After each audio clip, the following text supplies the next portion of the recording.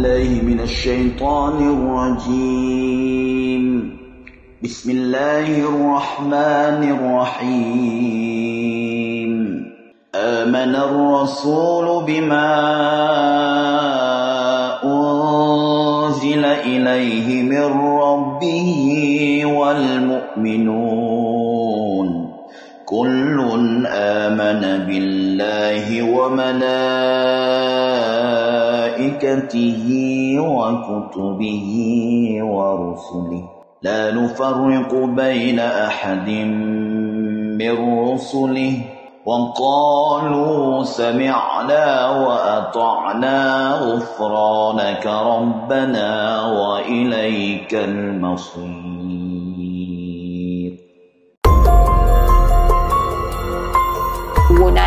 naik ke sungai.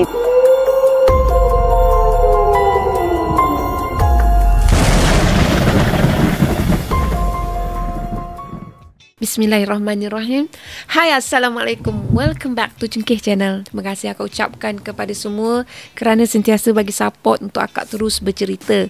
Hari ini akak akan sampaikan satu kisah seram yang ditulis oleh penulis novelis La Pena Negra bertajuk Batik Saudah. Apa sebenarnya di sebalik tajuk ni? Kalau korang nak dengar, jom bersama dengan akak. Tapi sebelum tu akak doakan agar kita semua dalam keadaan sihat walafiat dan sentiasa dalam rahmat perlindungan Allah, insya-Allah. Amin ya rabbal alamin. Jom dengar korang.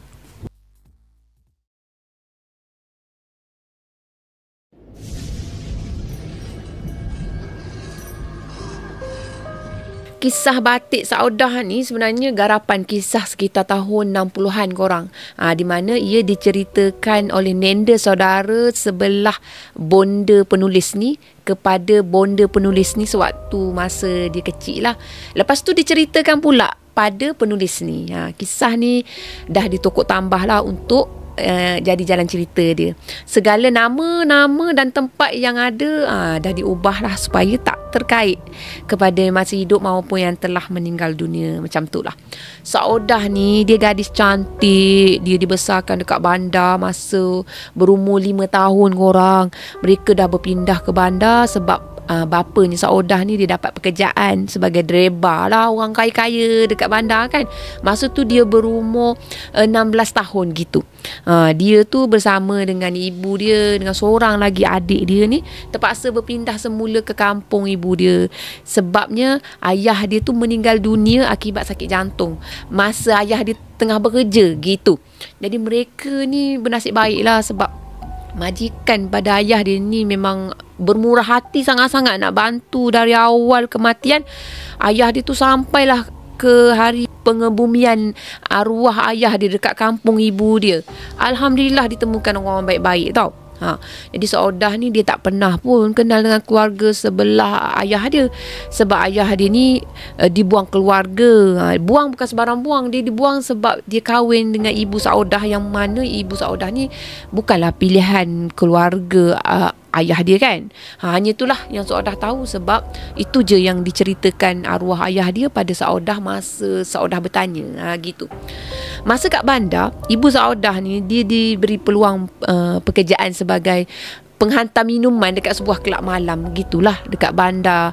Tempat tu juga merupakan kepunyaan majikan pada arwah ayah dia tu. Jadi mereka terpaksa berpindah balik semula lah ke kampung. Akibatnya dia tak mampu nak bayar hutang ceti. Memang hutang ceti tu dipinjam oleh arwah ayah dia masa dia nak mulakan hidup dekat bandar dulu. Jadi bertahun dah berlalu macam tu, tapi macam tak habis tahu hutang dia tak dah nak bayar lah. Setiap bulan bunga dia dah meningkat, ceti pula dia ugut macam-macam. Dia nak ambil Saudah lah kalau hutang tu tak dijelaskan. Jadi ibu dia buat keputusan, ibu dia nak berhenti kerja, lepas tu nak balik duduk kat kampung je.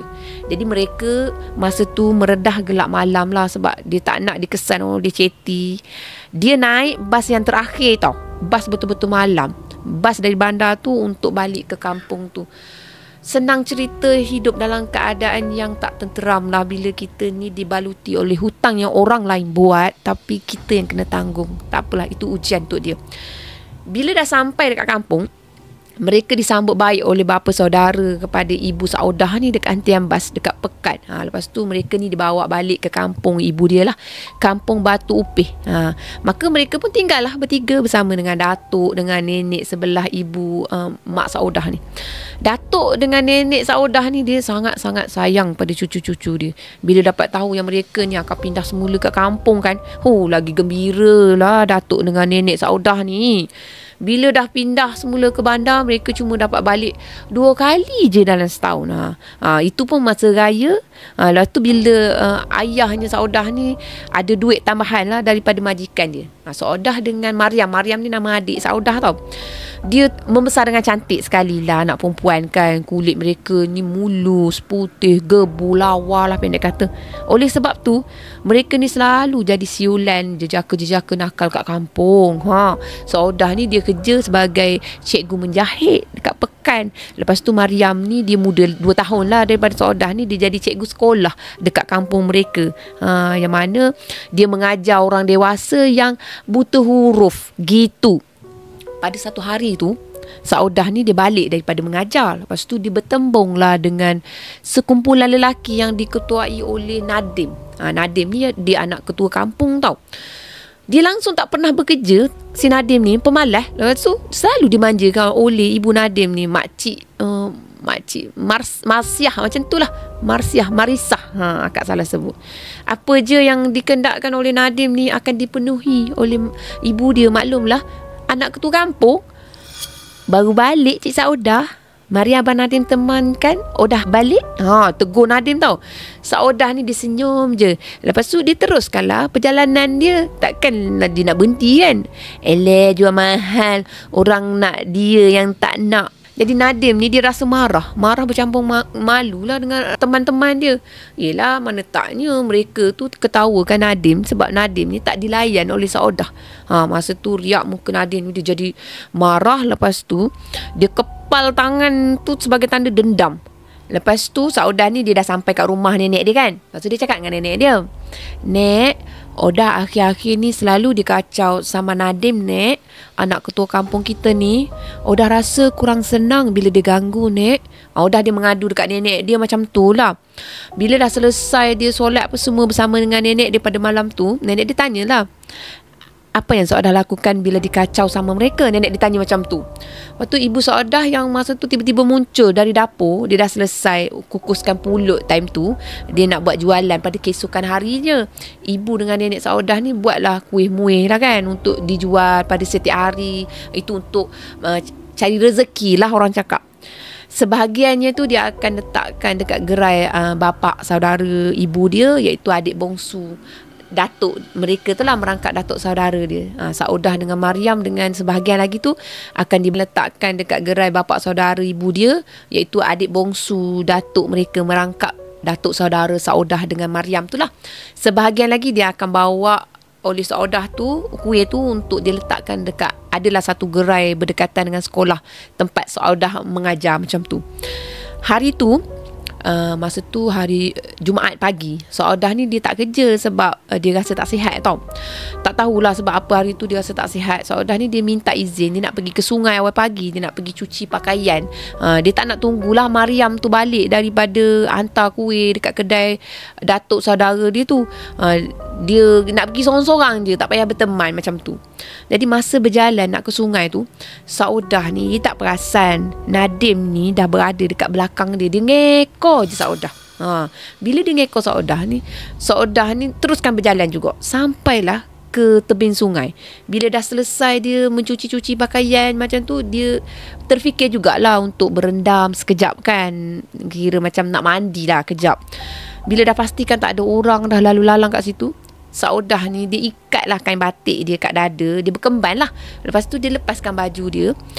Lepas tu dia pun berendam lah dalam air tu. Dia pakai kain batik je macam tu. Itu pun kain batik pemberian arwah ayah dia dulu. Jadi Nadim masa tu dia ngintai kan. Dia memang lelaki yang memang nakal sangat-sangat. Bila dia dah ngintai tu, dia telan air liur bila dia tengok bentuk badan si Saudah tu. Mengiurkan lah untuk dia. Dah agak lama dah berendam kan. Saudah naik semula kat darat. Nadim Dia melompat dekat depan Saudah. Saudah menjerit lah, tapi siapa nak dengar kat situ. Sebab dia pergi seorang-seorang. Pagi pula tu memang tak ada orang lalu lalang kat situ. Manis sungguh kamu Odah, kata Nadim tau. Tubuhmu buatkan ku termimpi-mimpi, kata Nadim dengan pandangan yang nakal tau. Ke tepi Nadim, aku mau pulang kata Saudah. Nanti risau pula keluargaku, balas Saudah dengan nada yang dimalas nak layankan Nadim ni. Nadim dia apa lagi, dia mara ke depan. Dia tak hiraukan kata-kata Saudah tu. Odah, marilah sekejap, kita bermesra-mesra, sekejap saja. Nadim cakap macam tu, Saudah dia cuba mengelak tau. Tapi dipeluk Nadim dari belakang. Kain batik yang menutupi pada bahu Saudah tu dah direntak oleh Nadim, dicampak ke dalam sungai tau. Lepas tu kain batik tu dibawa lah arus. Saudah menangis bila tengok kain batik pemberian ayah dia tu dah hanyut dah, dibawa arus sungai. Jatuh bertaburan segala cucian-cucian Saudah tadi, yang baju bersih-bersih dah tu. Lepaskan aku syaitan, lepaskan aku. Saudah ni meronta, tapi tak dipedulikan oleh Nadim. Nadim malah dia menampar Saudah dengan kuat, menyebabkan Saudah ni pengsan kat situ. Bila dah nafsu memuncak kan, maka hilanglah segala kewarasan Nadim ni. Saudah tu diperkosa Nadim. Masa tu Saudah dia tersedar tau. Masa Nadim tu nak mempelecehkan, maksudnya menjalankan tugas yang tak baik dia tu lah. Dengan kudrat yang tinggal, Saudah ni dia tolakkan Nadim. Lepas tu dia larikan diri. Dia mampu lagi masa tu. Nadim mampu lagi, dia ambil batu. Lepas tu dia balingkan ke arah Saudah ni, tepat mengenai belakang badan Saudah. Sakit lah. Saudah ni terjatuh dekat gigi air. Saudah diperkosa lagi, tapi kali ni Nadim dia bertindak lebih kejam. Dia pun buatlah sekian-sekian, akak tak nak sebut lah. Yang lebih kejamnya, dia merodokkan kemaluan Saudah ni dengan kayu berulang-ulang kali. Itu memang betul-betul kejam. Menjerit-jerit lah Saudah ni, kesakitan yang sangat dahsyat. Sakit Nadim, hentikan, aku sakit. Saudah merayu macam tu tau. Rasakan, jual mahal lagi, dirodok, jual mahal lagi. Kau juga malukan aku dekat depan teman-teman aku kan. Ini balasan kau untuk kau. Odah ni balasan kau. Dia cakap macam tu lah. Seolah-olahnya macam dia melepaskan geram pada Saudah tau. Saudah dah terkulai dah kat situ. Lepas tu Saudah melepaskan nafas terakhir dia meninggal kat situ. Nadim ketawa macam orang gila tau. Ketawa juga. Nadim dia buat sesuatu untuk memalukan lagi jasad Saudah time tu. Dia telanjangkan jasad Saudah tu, seolah-olah kain batik yang menutupi badan Saudah tu dah dibawa pergi oleh Nadim. Lepas tu ditanam dekat situ juga, kawasan lain dekat kebun ayah dia tu. Keluarga Saudah ni dia risau lah bila Saudah ni tak balik-balik lagi. Mana pula Saudah ni tak juga sampai rumah. Tiba-tiba mereka dikejutkan tau dengan kekecohan lah dekat halaman rumah mereka. Tok Aziz, jerit seorang penduduk kampung kat situ. Datuk Saudah ni, Tok Aziz tu lah. Dia keluar, lepas tu terjelepuk dia kat tanah. Allah, cucu aku, Odah. Tok Aziz tu terkaku kat situ. Ibu, nenek dengan adik Saudah ni keluar sebab dia terdengarkan jeritan Tok Aziz tu. Meraung-raung lah mereka bila tengok jasad lembik Saudah tu. Masih juga ada kayu tu dekat kemaluan dia tu. Memang sangat mengerikan lah. Siapa yang buat ni? Yang buat onar padamu, Odah. Ibu Saudah ni dia jatuh pengsan sebab terlalu terkejut. Mariam dia pergi pelukkan tubuh kaku Saudah tu. Nenek Saudah ni dah membelai-belaikan rambut Saudah apa semua kan. Jatuh luruh tau hati orang kampung bila tengok keadaan mereka pada masa tu, apatah lagi mendengar tangisan mereka anak beranak. Memang hati tu jadi sebab, memang sebab lah.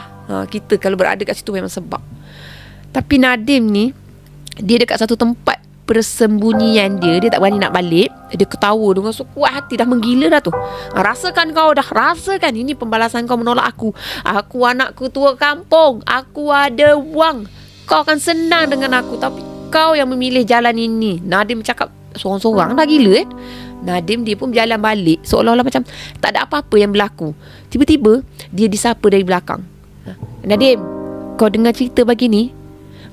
Seseorang telah menyoal Nadim. Nama dia Kasman tau. Kawan baik Nadim. Orang kampung jumpa Odah dekat sungai. Tapi ngeri sungguh lah keadaan Odah.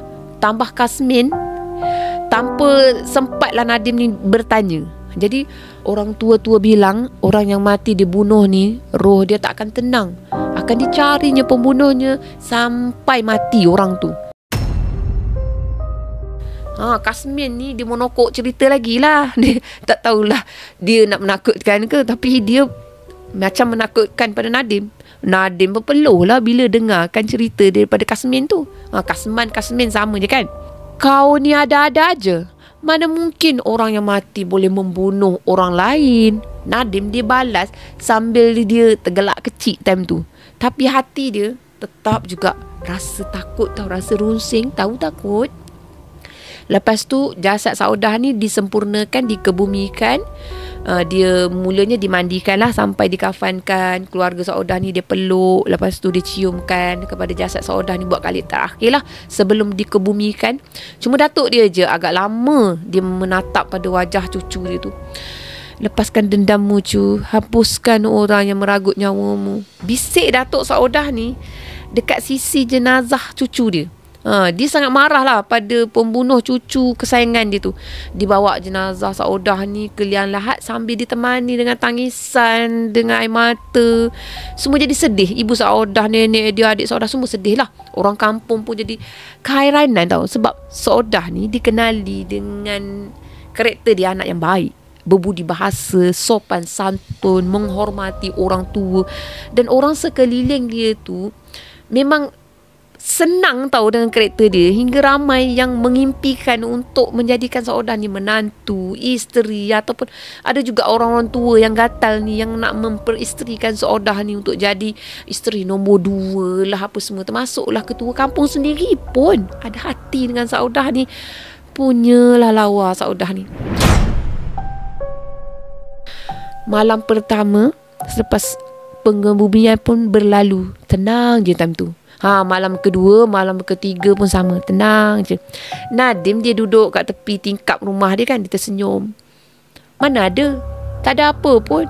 Saudah datang membunuh aku. Nadim dia fikir macam tu lah. Dia kata sorang-sorang dalam keadaan sombong. Pagi keesokannya tu, Ramli, anak lelaki Pak Jamri, tuan punya warung kopi, datang ke rumah Saudah sambil bawakan kain batik Saudah yang tersangkut dekat batu tau. Di tengah-tengah sungai tu kan. Lupa tadi akak beritahu, dihanyutkan kain tu, dah dilemparkan oleh Nadim. Dia memang kenal sangat lah sebab dia selalu tengok Saudah ni dengan kain batiknya tu setiap kali dia nak pergi mencuci pakaian dekat sungai. Kak Yam, keluarlah. Ini aku jumpa kain batik Kak Odah ni, kata Ramli. Mariam pun dia keluar bila nama dia dipanggil berulang kali tau. Mariam bila dia tengok kain batik kakak dia tu, dia pun apa lagi, dia peluk erat lah kain batik tu sambil dia menangis semahu-mahunya. Hanya ini saja, Dek Ramli? Tanya Mariam. Ramli nangguk lah. Mariam hairan lah, kemana lah lagi hilang lagi satu kain batik Saudah ni, sebab ada 2 yang dipakai satu kan.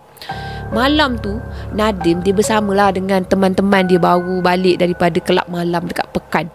Bila dah selesai bersukaria, cocok langit, nyanyi menyanyi semua bersama dengan penari-penari ronggeng kelab tu, mereka ketawa gembira sangatlah dalam kereta. Kereta tu bukan kereta dia pun, kereta pinjam bapak dia. Aja dia memang suka sangat enjoy semua. Sambil duk enjoy duk balik dengan kereta tu, dia bercerita lah pasal Saudah tu. Masa dia melintasi jambatan, Nadim dia macam terperasan tau. Macam ada kelibat orang je berdiri dekat tepi jambatan.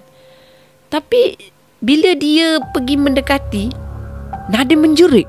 Lepas tu dia lepaskan steering kereta kat situ. Nasib baiklah dapat dikawal oleh kawan dia. Steering kereta tu bukan dia yang bawa itu pun dah terlanggar tiang batu dekat jambatan. Kau sudah kenapa Nadim? Tadi ketawa kemudian menjerit. Kasman yang bawa kereta disoalkan Nadim dalam keadaan hairan. Tak ada apalah, aku nampak binatang melintas, balas Nadim. Semua yang ada dalam kereta tu geleng-gelengkan kepala. Rasa pelik lah dengan tingkah laku Nadim tu. Tiba-tiba je dia menjerit terkejut. Sejak malam tu hidup Nadim ni memang dalam keadaannya rasa resah, rasa takut. Dia rasa diri dia tak berani sangat dah. Dia rasa tak selamat dah. Dia seakan-akan merasakan Saudah ni ada kat mana-mana. Sehingga kan tidur dia pun dia memang dah tak lena dah. Dah tak boleh nak sombong, belagak semua tak ada dah. Aku nak kain batik aku. Pulangkan Nadim. Aku nak kain batik aku. Saudah muncul dekat depan Nadim. Nadim berlari keluar dari bilik dia. Dia pergi menuju ke bilik mak ayah dia. Ada apa kamu Nadim? Kacau je malam ni, kata Tok Ketua kampung. Ada hantu ayah dalam bilik Nadim. Nadim dibalas pada persoalan ayah dia macam tu lah, cakap ada hantu. Hantu tu kau Nadim. Sudah, jangan merepek. Pergi kamu tidur. Pergi tidur sana. Marah Tok Ketua kampung. Jadi Nadim ni dia terjenguk-jenguk dekat pintu bilik ayah dia tu. Dia takut sebenarnya tu. Lepas tu Nadim ni nak tidur sekali koma. Cakap tu terang. Udah berani apa tu tapi penakut. Ada nak tidur dengan bapak moknya sekali. Mana boleh. Lepas tu dia ditolak keluar. Dikuncinya pintu. Mok bapak dia tu tadi tak bagi masuk. Nadim ni dia duduk dekat birai katil tau. Katil bilik dia. Lepas tu dia tengok sekeliling. Tahu takut dia tengok. Dia usah. Berpeluh dingin dia malam tu. Ingat kan. Dah tak ada dah. Tapi dia tak perasan yang jelmaan kepada Saudah tu, kalau kita biasa panggil roh lah kan, berada dekat belakang dia. Tiba-tiba selai kain batik. Kain batik tu dalam keadaan basah tau, jatuh menutupi muka Nadim sampai Nadim tu sukar nak bernafas. Terkapai-kapai Nadim tadi tu. Nafas dia macam dah berada kat ujung-ujung dah. Lepas tu bila dia tersedar, tak ada pun kain batik tu kat muka dia. Nadim dia raupkan pada muka dia. Keluar keringat dingin kan, mengalir memang berdebuk lah, banyak berpeluh-peluh. Tiba-tiba dia dibaling sesuatu dari belakang. Memang mengaduh lah Nadim. Seketul batu sungai dah terdampar dah dekat tengah-tengah katil Nadim. Mana datangnya batu sungai tu? Nadim pun apa lagi, dia menjerit lah. Keluar kau, keluar. Pengecut. Jerit Nadim tau. Apa lagi budak ni terjerit-jerit, kata mak Nadim. Dia rasa terganggu lah. Setengah syok-syok tidur anak dia pula buat macam tu kan. Dia pun ketukkan pintu Nadim kuat-kuat. Kalau kau mau bising, jangan di sini Nadim. Keluar sana, keluar. Bentak mak dia. Memang marah gila kot time tu. Pagi tu dekat warung kopi. Selesailah dekat rumah si Nadim tu. Dekat warung kopi pula lah, ada terdengar bisik-bisik orang kampung lah. Semalam masa aku berkawal bersama dengan Kasim, aku lalu dekat belakang rumah Tok Ketua. Aku dengar Nadim menjerit-jerit sebut nama Saudah disebutnya. Kata dia jangan ganggu dia. Memang berdirilah bulu roma aku terus. Aku dengan Kasim ni berlari balik ke balai. Kata Mahmud tau. Mahmud tu dia diiyakan oleh Kasim sebab dia lalui bersama dengan Kasim Mahmud ni. Orang kampung yang bertandang dekat warung kopi tu jadi macam tertanya-tanya lah sesama sendiri kan. Mak Munah, kopi sama ubi rebus, jerit Nadim masa tu. Saya sama udeng, kopi sama pulut sambal, tambah kasman. Masa tu lah dia datang dengan kasman kan. Seluruh yang ada dekat warung tu berhenti bercakap. Lepas tu masing-masing tengokkan ke arah Nadim dengan teman-teman dia. Apa? Sergah Nadim. Dah orang tengok kat dia, geram juga dia. Ada yang bangun, lepas tu tinggalkan warung tu. Lepas tu ada yang terus makan pun ada jugalah. Benar kau dikacau hantu Odah? Udin, salah seorang yang berada kat situ, dia tanya pada Nadim. Kau dengar lah apa orang kampung bilang. Balas Nadim marah tau. Dengar lah kau.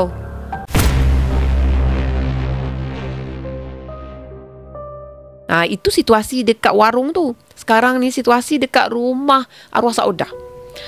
Ayah, saya dengar orang kampung berkata-kata mengenai roh Odah balik. Kata ibu Saudah lah pada satu malam tu. Orang kampung tidak berkata kalau Nadim tidak mulakan ibu. Dia berkata Kak Odah jadi perempuan ronggeng dekat pekan dan bukannya mengajar menjahit. Sebab itulah rohnya tidak tenteram. Roh orang berdosa, kata Nadim.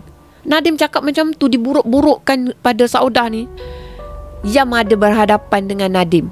dan ada bagi amaran lah. Kalau dia memfitnah lagi Kak Odah, hidupnya akan musnah. Tapi dia hanya ketawa saja ibu, sambil tangan dia tu cuba pegang-pegangkan muka Yam.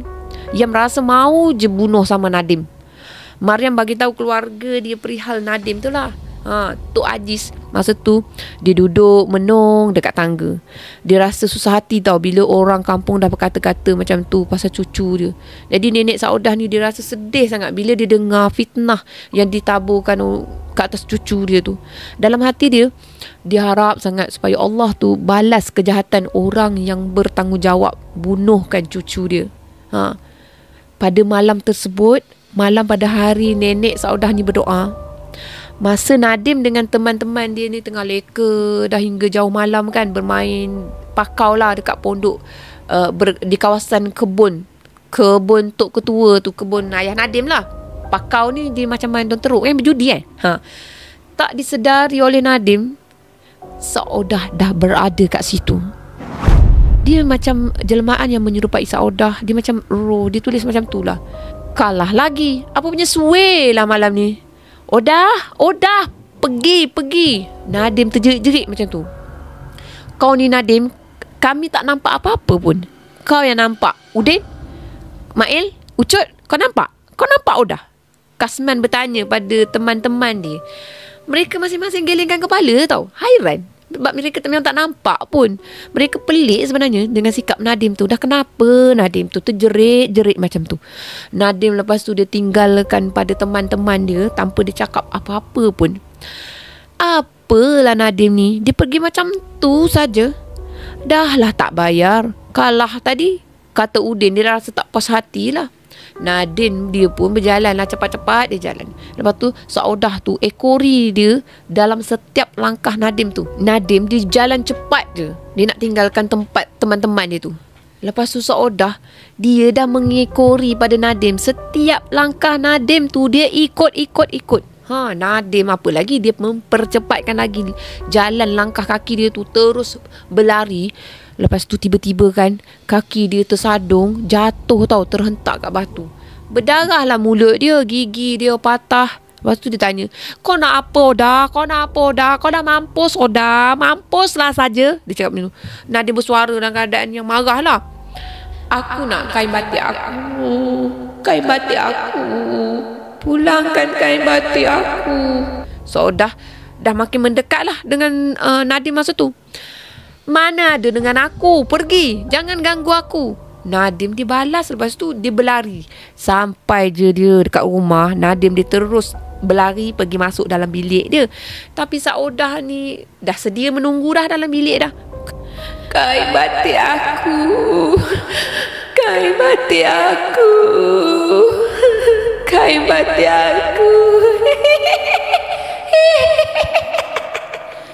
Berulang kali Saudah tu mintakan kain batik dia dipulangkan. Pada awalnya nada yang meminta-minta merintih, tapi disulami dengan ketawa korang. Terjerit-jerit lah Nadim dalam bilik dia bila Saudah tu sentiasa mengacau dia kat situ ada Saudah, kat sini ada Saudah, kat situ pun ada Saudah, mana-manalah ada Saudah. Kadang-kadang seakan-akan nak mencekik je si Nadim tu. Nadim dia fikir macam tu lah. Pada masa tu jugalah orang tua Nadim ni tak ada kat rumah sebab ada kenduri kahwin keluarga dia dekat Baruh lah macam tu. Esok atau lusa barulah mak ayah dia tu balik ke rumah. Jadi memang dia seorang-seorang. Teruk malam ni Nadim, teruk kau. Nadim diganggu Saudah sangat teruk tau. Sampai kan dia dah duduk berteleku dah, sambil dia pegangkan kedua lutut dia dekat satu sudut tu lah. Dia menggigil-gigil lah tubuh dia dalam keadaan ketakutan. Selama dia bercakap besar tu, sekarang ni terimalah padah kau Nadim. Masa tu memang dia betul-betul tak boleh kawal ketakutan dia. Nadim sentiasa nampakkan Saudah tu kat mana-mana je dia pandang, mesti nampak. Orang tua Nadim pun memang tak ada kan. Memang dia tak tahu macam mana nak mengubati anak dia tu bila orang tua dia tu balik. Dah macam kena rasuk dah, gila dah si Nadim tu. Bomoh dah dibawa berubat. Orang alim pun dah dibawa berubat. Tapi tak pulih juga si Nadim. Masa dekat warung kopi, orang-orang kampung dah bercerita dah pasal Nadim ni dikacau dengan roh Saudah, kata dia. Sampaikan Nadim ni dia jadi gila tau. Malu Tok Ketua bila dengar kan orang buruk-burukkan anak dia, sampai timbul kisah Nadim ni yang membunuh Saudah sebab ditolakkan lamaran si Nadim ni. Entah bilalah Nadim ni melamar Saudah pun, memanglah mak ayah dia tak tahu. Tak ada ditahunya pun. Tapi bunyi cerita macam tu. Cepat tak reporter buat cerita? Dari zaman dulu lagi, reporter memang cepat buat cerita dengan orang. Jadi Nadim ni, dia jadi gila. Betul-betul lah gila. Dia merayau-rayau sambil dia cakap-cakap seorang. Cakap-cakap seorang. Pergi Odah, pergi, jangan ganggu aku Odah. Meratik macam tu lah. Tak henti-henti dia meratik. Pergilah Odah, Odah, Odah. Satu malam tu, Nadim, dia pergilah dekat tempat dia tanamkan kain batik Saudah tu. Diambilnya balik kain batik tu, lepas tu dia belit dekat leher dia sambil dia menari-nari, sambil dia meratik nama Saudah tau. Lepas tu dia menjerit, menangis sambil-sambil dia menepih-nepih tangan dia, macam menghalau sesuatu lah time tu. Nadim dia pergi ke rumah keluarga Saudah tau. Odah, ini kain batik kau Odah. Ini jangan kacau aku. Aku bunuh kau sebab kau tak nak dengan aku Odah. Aku ada wang, kau boleh senang, tapi kau tak mau sama aku. Aku tak dapat kau, orang lain pun takkan dapat kau. Aku bunuh kau sebab aku tak mau orang lain dapat kau Odah. Bapa aku tak boleh dapat kau. Bapa aku pun nak kau Odah. Semua tak boleh dapat kau. Nadim dia menggila-gila menjerit sambil dia melutut dekat depan tangga rumah Saudah. Macam itulah meracau dia. Tercengang keluarga Saudah ni dengan orang kampung yang datang tau dekat rumah keluarga Saudah tu. Sempena tahlil yang ke 44 hari lah time tu. Dia meroyan, menggila kat situ. Saudah ni meninggal dunia dah masuk 44 hari. Tok Ketua dengan isteri dia rasa malulah dengan pengakuan anaknya tu. Tak malunya Tok Ketua pun nak dekat anak dia. Mariam masa tu dia menghampirilah pada Nadim. Lepas tu dia merentap kain batik arwah kakak dia tu yang berada dekat tangan Nadim. Lepas tu dia bawa kain batik Saudah tu pergi bagi ke ibu dia lah.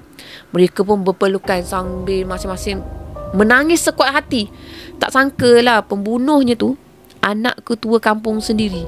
Tok Ketua pergilah menghampiri kepada Tok Ajis ni. Dia melutut, dia merayu, dia minta ampun, minta maaf lah untuk anak dia kan. Keluarga Saudah ni dia tak boleh nak maafkan. Tapi kan korang, Nadim tak pula mereka tu hantarkan kepada pihak polis. Bagi mereka cukuplah dengan balasan untuk Nadim. Apa yang Nadim sedang lalui ketika tu, dia dah jadi tak betul kan. Orang kampung yang bertandang pun dia dah tahu perihal sebenar lah. Dan dia minta maaf lah sebab mempercayai fitnah si Nadim selama ni. Jadi mereka pun bersurai lah pada malam tu. Nadim pun dah dibawa pergi oleh ayah dengan mak dia. Tok Ajis sendiri dah, masa tu dia berdiri kat tangga kan. Masa tu dia berdiri berseorangan lah. Dia ada ternampak macam kelibat cucu dia Saudah macam tu. Kemudian itu Nadim pun dibawa lah pergi oleh ayah dengan mak dia. Tok Ajis time tu dia tengah berdiri dekat tangga. Dia berdiri seorang-seorang. Dia ada ternampak tau macam kelibat cucu dia Saudah. Lepas tu dia cakap macam ni lah, pergilah balik, pulang ke alammu Odah. Tempatmu bukan lagi di sini cu. Pulanglah. Tok Ajis berbisik tapi jelas lah. Lepas tu dia melangkah masuk. Puas hati dia sebab kematian cucu dia dah terbela. Segala fitnah yang dilemparkan pada cucu dia pun dah dimatikan dengan pengakuan daripada Nadim pada malam tu. Jadi keesokan paginya, gempalah satu kampung. Nadim hilang dari rumah tau korang. Dah puas dah dicari dekat serata ceruk kampung, dekat pekan, tapi tak juga jumpa pada Nadim. Beberapa hari kemudiannya tu, Nadim ditemui dah meninggal dunia dah. Jasad dia ditemui terapung, lepas tu tersangkut kat dahan pokok yang tumbang dekat dalam sungai. Khabar angin orang kampung kata Nadim ni mati lemas sebab perbuatan dia. Itu apa yang orang katakan lah. Jadi ketua kampung dia letakkan jawatan lah sebagai ketua kampung sebab malu dengan perbuatan anak dia. Dia ambil keputusan dia nak berpindah keluar je dari kampung tu dan dia berhijrah ke kampung isteri dia. Itulah, dia pergi usahakan tanah pusaka tinggalan keluarga isteri dia. Lepas tu dia berjanji dia tak akan balik lagi dah kat kampung tu. Tanah kebun dia semua dia bagikan kepada keluarga Saudah, gitulah. Walaupun mereka tu menolak tapi dah dipaksa juga kan, mereka pun menerimalah pemberian tu. Kata dia sebagai galang ganti perbuatan anak dia. Nadim, manakala rumah dia dah diwakafkan lah untuk dijadikan pondok. Siapa-siapa nak belajar agama semua dekat situ, aktiviti kaum perempuan kat kampung tu, memang boleh gunalah pondok tu, kira wakaf, sedekah lah. Sedekah kan? Kira itu adalah satu perbuatan yang sangat baik tuan korang. Macam tu. Semoga pahalanya berterusan, insyaAllah. Amin. Sekian saja untuk kisah pada kali ini. Akak ucapkan jutaan terima kasih kepada La Penanera kerana memberi peluang untuk akak bercerita kisah dari beliau. Apa yang baik sama-sama yang kita ambil jadikan sebagai toladan. Apa yang buruk sama-sama kita ambil jadikan sebagai sempadan. Korang, akak bukan sekadar bercerita, tapi akak bercerita supaya kita boleh belajar sesuatu. Jangan lupa untuk like, share dan subscribe. Bye. Assalamualaikum. Bye. Terima kasih.